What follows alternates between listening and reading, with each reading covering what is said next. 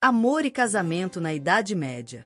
Casar-se no período medieval era incrivelmente simples para os cristãos que viviam na Europa Ocidental. Tudo que eles tinham que fazer era dizer sim um ao outro.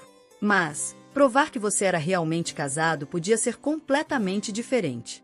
As tradições do casamento medieval continuam a influenciar as cerimônias até hoje. De fato, a própria palavra casamento data do período medieval. No entanto, algumas coisas eram muito diferentes. Os casais não precisavam se casar na igreja, eles podiam se casar no bar, na casa de um amigo ou até mesmo na cama. Na Idade Média, casar era fácil para os cristãos que viviam na Europa Ocidental. De acordo com a igreja, que criou e aplicou a lei do casamento, os casais não precisavam da permissão de suas famílias ou de um padre para oficiar. No entanto, embora se casar pudesse levar apenas alguns segundos, provar que você era casado muitas vezes se mostrava difícil. Embora a igreja controlasse, ou tentasse controlar, o casamento, os casais não precisavam se casar em uma igreja.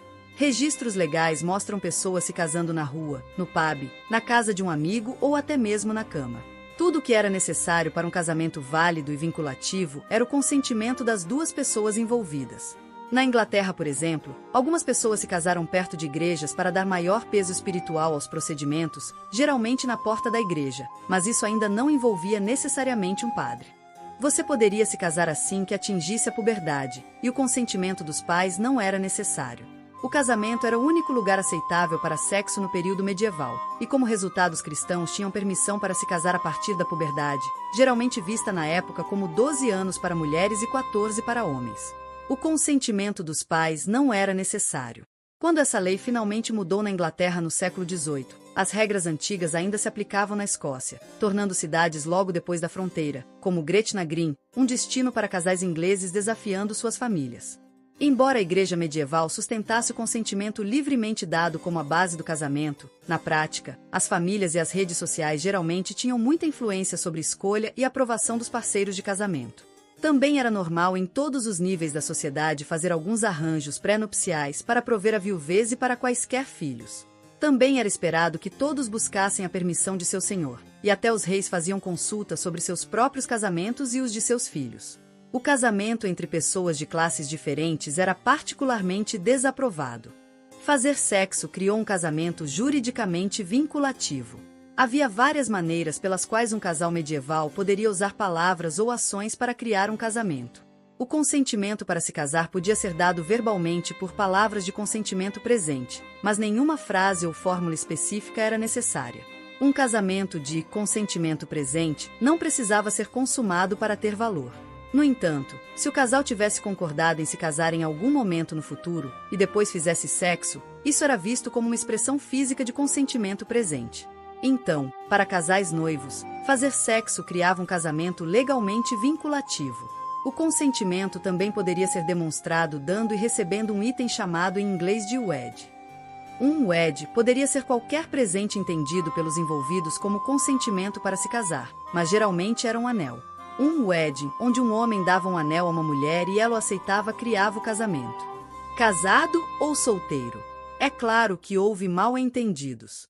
Poderia ser difícil saber se um casal era realmente casado, e eles poderiam até não concordar entre si. Os estatutos emitidos pela Igreja Inglesa em 1217 e 1219 incluem um aviso de que nenhum homem deveria colocar um anel de junco ou outro material, vil ou precioso, nas mãos de uma jovem mulher em tom de brincadeira, para que ele pudesse fornicar mais facilmente com ela, para que, enquanto ele pensasse estar brincando, ele se comprometesse com os fardos do matrimônio. A grande maioria dos casos de casamento que chegavam aos tribunais eram para impor ou provar que um casamento havia ocorrido. As confusões matrimoniais frequentes incomodavam o clero, e após muito debate, teólogos decidiram no século XII que o casamento era um sacramento sagrado. A união de um homem e uma mulher em casamento e sexo representava a união de Cristo e da Igreja, e isso dificilmente era um simbolismo a ser encarado levianamente. Você não precisava de testemunhas. Como Deus era testemunha máxima, não era necessário que um casamento fosse testemunhado por outras pessoas, embora fosse altamente recomendado para evitar qualquer incerteza. Também havia um serviço religioso disponível, mas não era obrigatório, e as evidências sugerem que apenas uma minoria se casava na igreja. Muitos desses casais já eram legalmente casados por palavra ou ação, antes de fazerem seus votos diante de um padre. O divórcio não era uma opção. O divórcio, como o entendemos hoje, não existia. A única maneira de terminar um casamento era provar que ele não existia legalmente em primeiro lugar. Os cristãos só podiam se casar com uma pessoa por vez, e também era bigamia se alguém vinculado à igreja por um voto religioso se casasse. Além de ser solteiro e livre de votos, você também tinha que se casar com um parceiro cristão. Quebrar essas regras invalidava automaticamente o casamento. Você não poderia se casar com um parente, mesmo que você tivesse apenas um tataravô em comum. Havia também uma série de outros impedimentos que deveriam evitar que um casamento acontecesse, mas poderiam ser dispensados em certas circunstâncias, se o casamento já tivesse ocorrido. Casais que já eram parentes não deveriam se casar. A definição de família era muito ampla. Antes de 1215, qualquer pessoa com um tataravô em comum era considerado um parente muito próximo para se casar. Como essa regra era difícil de aplicar e sujeita a abusos, a descoberta repentina de um parente há muito perdido, por exemplo, poderia convenientemente terminar um casamento. As definições de incesto foram alteradas pelo Quarto Concílio de Latrão em 1215, reduzidas a ter um tataravô em comum. Assim como o parentesco de sangue, outros laços também poderiam proibir o casamento. Por exemplo, padrinhos e afilhados não tinham permissão para se casar, pois eram espiritualmente relacionados, e sogros próximos também eram considerados um caso de proibição de casamento. Não havia, fale agora ou cale-se para sempre. A leitura dos votos foi introduzida como parte das mudanças de 1215, para tentar eliminar quaisquer impedimentos antes que um casamento acontecesse. No entanto, até a Reforma, não havia o célebre, fale agora ou cale-se para sempre. Na Idade Média, problemas descobertos ou revelados após o casamento podiam ter um impacto enorme. Por exemplo, Joana de Kent, que mais tarde se casou com Eduardo, o príncipe negro, e se tornou a mãe do futuro rei Ricardo II, se casou com um aristocrata no início da adolescência com total publicidade e um serviço religioso, mas depois de cerca de 8 anos, esse casamento foi anulado na corte papal, e ela foi devolvida a um cavaleiro com quem havia se casado secretamente sem o conhecimento ou aprovação de sua família, quando tinha 12 anos.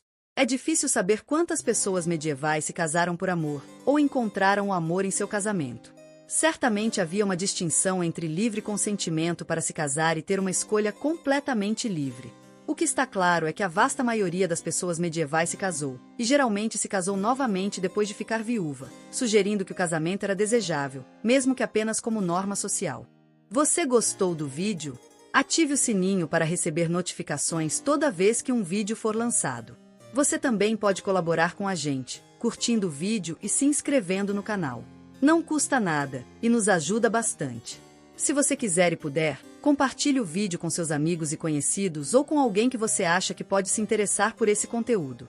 Nos avalie. Entre em contato com a gente. Faça comentários. Diga o que você achou do vídeo e do conteúdo. Sua opinião é muito importante para nós. E não esqueça de voltar. Nos vemos em breve. Um forte abraço. Até lá!